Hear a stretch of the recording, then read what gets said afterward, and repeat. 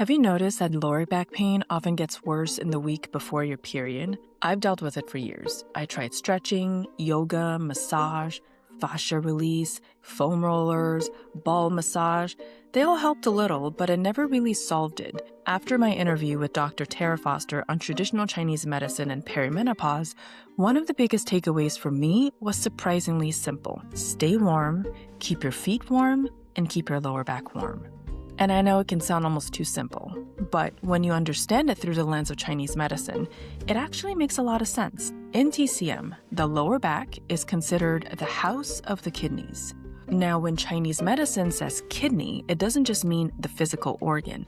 It refers to a whole functional system in the body, the system that is linked to growth, to reproduction, aging, bones, the lower back, and what TCM would call your deeper reserves. That is where terms like kidney energy or Kidney Jing comes in.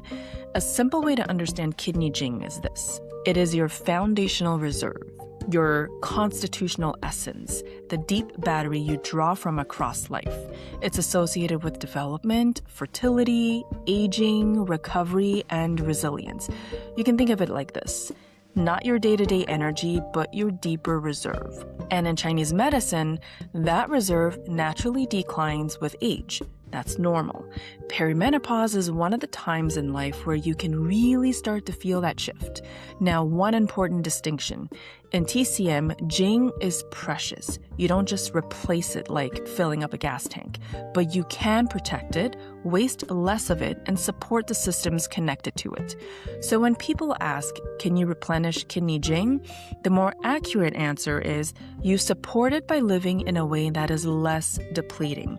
That means things like enough rest, not chronically overworking, eating in a way that nourishes, managing stress, and importantly, in TCM, protecting the body from too much cold. This matters because the menstrual cycle already asks a lot from the lower body. Right before the bleed, the body's preparing to move blood downward. In TCM terms, that process requires enough warmth, circulation, and foundational support. If that system is a bit depleted, or if cold has entered the picture, you may feel more lower back aching, more pelvic heaviness, more fatigue, more stiffness, sometimes cramping too. So from a TCM perspective, lower back pain before the period is a sign that the system supporting menstruation is under strain. And this is where my own experience got interesting. If you want to understand the whole framework behind this and how Chinese medicine looks at perimenopause, go watch a full interview with Dr. Tara Foster. There are a lot of small nuggets in that conversation that completely changed how I started looking at my body. I often walk around the house barefoot. My feet are often cold. I never thought much of it or never really felt it. But one important point here is kidney 1. That's the point at the bottom of your foot. And the kidney meridian is part of the largest system connected to grounding, vitality, and the lower back. So when your feet are frequently cold, from a TCM lens, you're not just dealing with cold feet. Cold tends to constrict. It slows circulation. It can weaken warmth in the lower body. And if you're already prone to lower back pain before your period, that matters. After that interview, I started doing something very basic. I began using a hot water bottle in bed.